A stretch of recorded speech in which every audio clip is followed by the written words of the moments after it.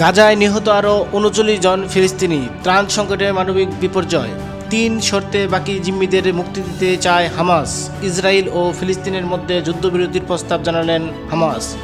গাজা থেকে ৫ থেকে ৭ বছরের যুদ্ধবিরতির নতুন প্রস্তাব।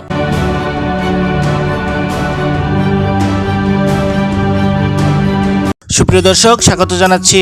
এতক্ষণ শুনছিলেন শিরোনাম। ইরানের সামরিক শক্তি এবং ফিলিস্তিনের গাজাবাসীর বর্তমান অবস্থা নিয়ে আজকের এই ভিডিওটি সাজিয়েছি নিউজ প্রতিবেদনে। আমি আশিক আছি আপনাদের সাথে। চলুন মূল ভিডিওতে চলে যাওয়া যাক। প্রযুক্তির ব্যবহার করে সামরিক শক্তির ভারসাম্য রক্ষা করছে বিভিন্ন দেশ। তেমনি শুধু পারমাণবিক শক্তি নয়, পাশাপাশি যুদ্ধ এবং বিভিন্ন পদ্ধতিতে একটি দেশের সামরিক শক্তি অর্জন করতে হয়। তেমনি তাদের মধ্যে ইরান একটি দেশ। তাদের কেবল প্রযুক্তিগত নয়, তারা কৌশলগত দিক থেকে তাৎপর্যপূর্ণ। ইরান এখন আরও উন্নত শক্তি মাঠে নেমেছে এবং আরও শক্তিশালী লেজার ক্ষেপণাস্ত্র ব্যবহার করতে যাচ্ছে। এতে ইরানের যুদ্ধ ব্যয় কমে যাচ্ছে, প্রতিরক্ষা করতে সক্ষম, অন্যদিকে পাল্টা আঘাত আনতে সক্ষম হয়।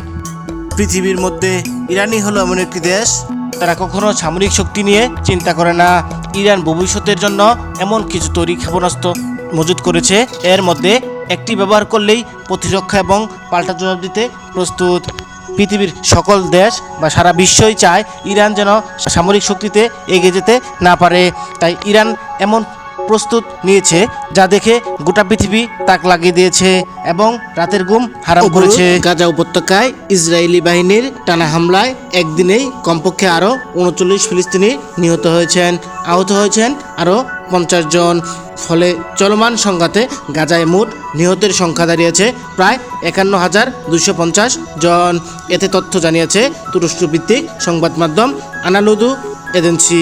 গত ১৮ মার্চ থেকে গাজায় ইসরায়েলে নতুন করে হামলা শুরু করে তারপর এখন পর্যন্ত ১,৮৫০ জনের বেশি ফিলিস্তিনি নিহত হয়েছেন।